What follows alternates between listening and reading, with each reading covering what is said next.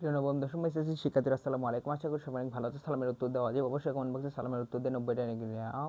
আমি তোমাদের হোসেন ভাই নতুন একটা ভিডিও নিয়ে আসলাম। আজকে তোমাদের এসএসসি গণিত বই দেখো প্রথম অধ্যায়ের একটা সৃজনশীল নিয়ে আলোচনা করবো, যেটা দিনাজপুর বোর্ডে এসেছিল। সেটা তোমাদের আজকে মাত্র কয়েক মিনিটে এই সৃজনশীলটা একেবারে পানি পানি করে ফেল দেবো। এখন তো তোমাদের সব বোর্ডে একই কোশ্চেন আসবে, তো সবাই মনোযোগ সহকারে ক্লাসটি দেখবা। বেশি কথা না বলে শুরু করে দেখো। ভিডিও ভালো লাগলে অবশ্যই লাইক করবা, চ্যানেলটি সাবস্ক্রাইব করতে পাশে থাকবে এবং বন্ধুদের মাঝে শেয়ার করবা। দেখো তোমাদের কোনো পুরো গণিত বই একেবারে টাইপ আকারে আমি শেষ করে দেবো, তোমরা শুধু আমার পাশেই থাকবা। প্রথম অধ্যায়টি আমি টাইপ আকারে শেষ করে দিয়েছি। তোমরা আগেকার যদি বেসিক ক্লাস থেকে 1 থেকে 11 টাইপ যদি না দেখে থাকে তা আসো, অবশ্যই ক্লাসগুলো দেখে আসো চ্যানেলে গিয়ে, তাহলে ভালোভাবে বুঝবো এই ক্লাসটা। তো শুরু করে দেখো। প্রথমে বলছে স্বাভাবিক সংখ্যা কি। স্বাভাবিক সংখ্যা কি দেখো, আমরা যদি লিখি শূন্য বাদে অর্থাৎ 1 থেকে শুরু করে অঙ্কগুলো আমাদের হচ্ছে স্বাভাবিক সংখ্যা। 1 থেকে 1 2 3 4 5 অর্থাৎ শূন্য বাদে এবং ঋণাত্মক বাদে আমাদের সকল ধনাত্মক সংখ্যাগুলোই হচ্ছে স্বাভাবিক সংখ্যা। আমরা জানি হচ্ছে শূন্য বাদে সকল ধনাত্মক সংখ্যাই হচ্ছে স্বাভাবিক সংখ্যা। আমাদের একটা প্রশ্ন হয়ে গেল। দেখো আমরা কি লিখে দেব, দেখো আমরা লিখি শূন্য বাদে সকল ধনাত্মক ধনাত্মক সংখ্যায় সংখ্যায় স্বাভাবিক সংখ্যা। স্বাভাবিক সংখ্যা লেখা অনেকটা খারাপ হবে, আমি ভিডিওটি একটু কম ছোট করার জন্য চেষ্টা করতেছি। শূন্যবাদের সকল ধনাত্মক সংখ্যাই হচ্ছে স্বাভাবিক সংখ্যা, এজন্য পারাপারি করে লিখতেছি, এজন্য লেখা খারাপ হচ্ছে। দেখো তারপরে বলছে দেখাও যে প্রদত্ত সংখ্যার বর্গ একটি বিজোড় সংখ্যা হবে। উপরে কি আছে, n একটি বিজোড় সংখ্যা। স্বাভাবিক সংখ্যা হলে n equal to 2x minus 1, যেখানে x হচ্ছে n মানে কি, n মানে হচ্ছে স্বাভাবিক সংখ্যা। n মানে বুঝবো হচ্ছে স্বাভাবিক সংখ্যা। স্বাভাবিক সংখ্যা কোনগুলো 1 2 3 4 5 6 7 এগুলো। তাহলে এখানে বলছে দেখাও n একটি বিজোড় সংখ্যা। এখানে বিজোড় সংখ্যা এবং বলছে n equal to 2x minus 1 দেওয়া আছে। এটা বলছে এটার বলছে প্রদত্ত সংখ্যার বর্গ একটি বিজোড় সংখ্যা, মানে এটাকে বর্গ করতে বলছে। n এর বর্গ সংখ্যা করে আমাদের দেখতে হবে এটার কি বিজোড় সংখ্যা আসে কিনা। দেখো আমরা যদি এটা তুলি, দেখো আমরা যদি তুলি, এখানে আছে হচ্ছে 2x মাইনাস আছে হচ্ছে 1। দেখো আমরা যদি একটা স্বাভাবিক সংখ্যা দিই, দেখো এটা যদি বর্গ করি, তাহলে এখানে আছে হচ্ছে x এর মান যদি আমরা, দেখো x এর মান যদি আমরা দিই 2 দিই, তাহলে আসে হচ্ছে 2 ইন্টু 2 মাইনাস হচ্ছে 1, তাহলে 2 2 4 এর ভিতর থেকে 1 বাদ দিলে হয় হচ্ছে 3। তাহলে 3 কে যদি স্কোয়ার করো তাহলে কত হবে, 3 থেকে 9, তাহলে হবে 9। তাহলে এটা হচ্ছে বর্গ সংখ্যায়। তারপরে দেখো আমরা যদি এখানে x এর মান যদি এখানে 5 দেই, তাহলে হয় হচ্ছে 2 ইন্টু 5, তাহলে 5 গুণ 10 মাইনাস হচ্ছে 1, তাহলে 1 আর উপরে হচ্ছে স্কোয়ার, তাহলে এখানে হবে 9। তাহলে 9কে যদি বর্গ করো তাহলে কত হবে, 9কে বর্গ করলে কত হবে, 9 9 81 হবে। দেখো আমাদের কি নির্ণয় করছে বলছে, দেখো যে প্রদত্ত সংখ্যার বর্গ বিজোড় সংখ্যা। দেখো বিজোড় সংখ্যাই কিন্তু এসেছে, এর আগে আমাদের 5 আসলো বিজোড় সংখ্যা, এবার আমাদের 9 আসলো বিজোড় সংখ্যা। আমরা যদি এখানে 2 x এর মান যদি দেখো 7 দিই, তাহলে কত আসে, 2 ইন্টু 7, তাহলে 7 দুগুণে 14 মাইনাস 1, তার মানে এখানে হবে 15। 15 পরে যদি স্কোয়ার করো তাহলে কত হয়, দেখো 15 যদি স্কোয়ার দাও তাহলে কত আসে, 15 15 গুণ দাও, তাহলে হবে হচ্ছে 15 ইন্টু 15, তাহলে আসে হচ্ছে 225। দেখো 225 কিন্তু আমাদের বিজোড় সংখ্যা, আমাদের যেটাই দিই সেটাই কিন্তু আসে বিজোড় সংখ্যা। যদি আমরা 2 এর মান, দেখো x এর মান যদি 1 দিই, তাহলে কত আসে, 2 ইন্টু 1 মাইনাস 1, তাহলে 2 কে 2 মাইনাস 1, তাহলে 1 আর 1 স্কোয়ার করলে হয় একই হয়, তার মানে বিজোড় সংখ্যা। যদি 6 দিই, দেখো 6, তাহলে 2 ইন্টু 6 মাইনাস 1, তাহলে 6 মাইনাস 1, তাহলে 6 দুগুণে 12 আর মাইনাস হচ্ছে 1, তাহলে হচ্ছে 11। 11কে যদি স্কোয়ার করি তাহলে কত আসে, দেখো 11 ইন্টু হচ্ছে 11, তাহলে আসে হচ্ছে 121। 121, তাহলে আমরা যেটাই দেখি তাহলে কি হচ্ছে, বর্গ করলে আমাদের বিজোড় সংখ্যা আসতেছে, তার মানে আমাদের এটা প্রমাণ করতে বলছে। দেখাও যে প্রদত্ত সংখ্যার বর্গ একটি বিজোড় সংখ্যা হবে।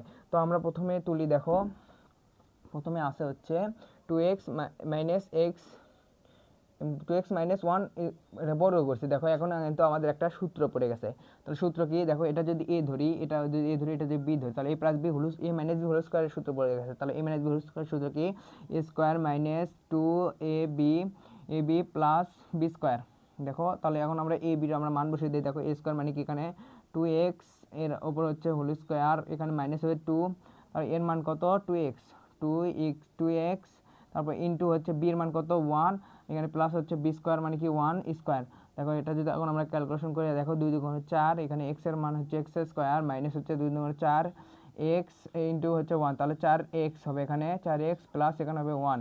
দেখো এখানে আসলে হচ্ছে 4x square minus 4x plus হচ্ছে 1, এখানে যদি আমরা 4xটা কমন নিই, দেখো এখানে আমরা 4x কমন নেই, 4x আমরা কমন নিলে এখানে পাই হচ্ছে x পাই, এখানে মাইনাস হচ্ছে, এখানে পাই হচ্ছে শুধু পাই হচ্ছে দেখো 1 পাই, 1 পাই, তারপরে এখানে আসে হচ্ছে প্লাস 1।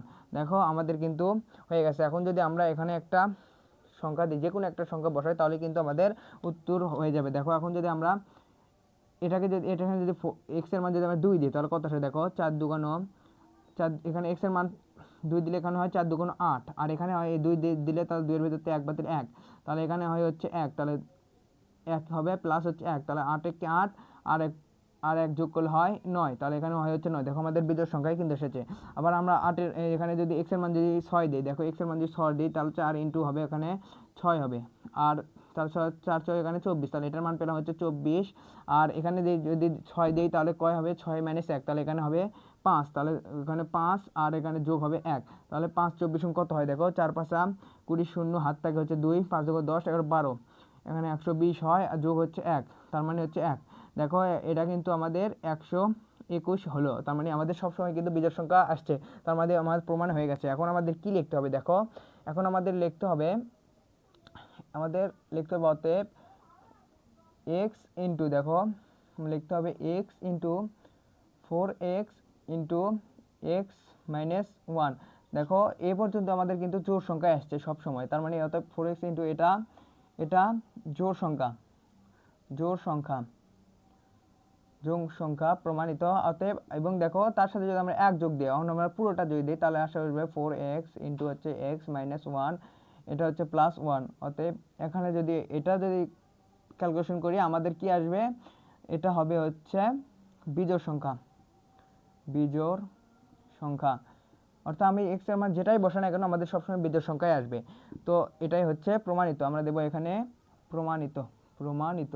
এ পর্যন্তই। তুমি যদি পরীক্ষায় দিয়ে আসো তাহলে তোমাদের ফুল মার্কস দেবে। দেখো তারপর আমরা গ নাম্বারটা করি। গ নাম্বারটা কি আছে, গ নাম্বারটা বলছে দেখাও যে প্রদত্ত সংখ্যাকে 8 দ্বারা ভাগ করলে প্রতি ক্ষেত্রে 1 ভাগশেষ থাকবে। আমাদের 8 দ্বারা ভাগ করলে আমাদের ভাগশেষ 1 থাকবে, তাই বলছে। দেখো তাহলে আমরা ওই সেম নিয়মে আমাদের ওই বর্গই করতে হতো। দেখো আমরা যদি আবার করি ওই অঙ্কটা, 2x মাইনাস হচ্ছে 1, এখানে এটা যদি বর্গ করি, মানে কি বলছে, প্রদত্ত সংখ্যাকে 8 দ্বারা ভাগ করলে, মানে এটা যে আমরা ঘ নাম্বারটা করছি ওটাকে যদি আমরা 8 দ্বারা ভাগ করতাম, তাহলে আমাদের ভাগশেষ সবসময় 1 থাকতো। আমরা আবার করে লাগতেছে, দেখো আমরা মিশালাম যেহেতু, তাহলে আসবে হচ্ছে square minus B, A minus B whole square, তাহলে হচ্ছে square plus 2 square minus 2a plus B square, তাহলে এখানে হবে 2x স্কোয়ার মাইনাস 2, তারপরে এ বি প্লাস হবে বি স্কোয়ার। দেখো এখন আমরা পাই হচ্ছে 4x স্কোয়ার মাইনাস হচ্ছে এখানে পাই 4x, তারপরে এখানে পাই হচ্ছে প্লাস 1। দেখো এটাকে আমরা পাই হচ্ছে 4x, তারপরে এখানে কমন নিলে পাই হচ্ছে x প্লাস x মাইনাস এখানে হয় হচ্ছে 1, আর এখানে হয় হচ্ছে প্লাস 1।